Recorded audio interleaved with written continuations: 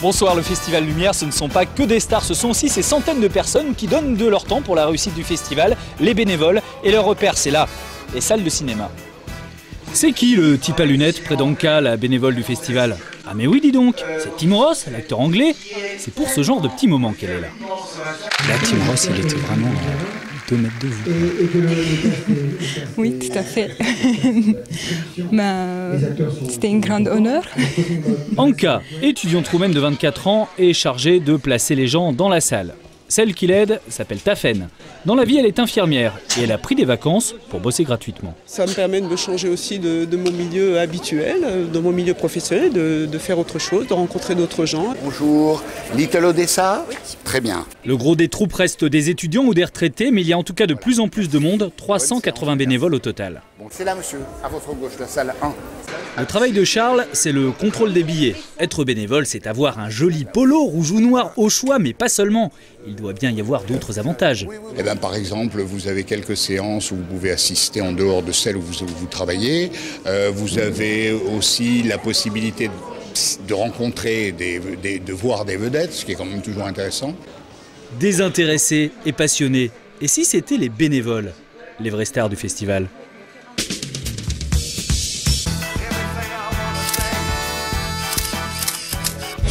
Il n'y a pas de festival de cinéma sans ses paparazzi. Le plus connu d'entre eux, il est lyonnais. Ça fait 60 ans qu'il photographie les stars. Mario, il est même capable de chanter la musique du parrain. Parla più piano e nessuno sentirà. Il a toujours de la voix, Mario, et toujours l'œil aussi. 60 années à photographier les stars. Toutes ou presque sont passées devant son objectif. Des visages sur le mur de l'Institut Lumière. Et sur chaque visage, une anecdote.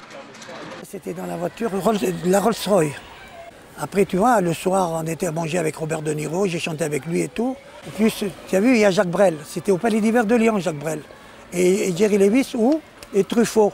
François Truffaut, avec Claude Jade, c'était au cinéma Ambiance. Il incarne le paparazzo, quoi, ce mot inventé par Fellini pour la Dolce Vita. C'est sans agressivité, c'est avec beaucoup de générosité. Et moi je sais qu'à Cannes, maintenant il a pris sa retraite, mais quand il était là, c'est lui qui soudait l'ensemble des photographes, qui quand telle ou telle équipe était un peu en retard, qui se mettait à chanter. À 76 ans, le pas est un peu moins alerte, mais l'œil reste pétillant du moment qu'il y ait des stars. Allez Monica, comme dirait Mario, sourissez, sourissez. Et on termine avec les beaux yeux de Jacqueline Bisset, anglaise comme son nom ne l'indique pas et surtout connue pour avoir joué dans Le Magnifique avec Belmondo et La Nuit américaine de François Truffaut qu'elle est venue présenter. Moi j'étais comme dans un rêve. Je suis en France, je travaille avec un des plus grands metteurs en scène du monde. Les gens sont sympathiques, on mange bien. Le travail pour moi c'était par moments un peu angoissant parce que mon français n'était pas au point. Mais François Truffaut était patient, plutôt. Le Festival Lumière, c'est tout pour ce soir. Demain, on se retrouvera dans un cinéma un peu moins important que celui-là, à Francheville, parce que le festival se déroule dans toute l'agglomération. Little Odessa, c'est où? C'est là. Merci.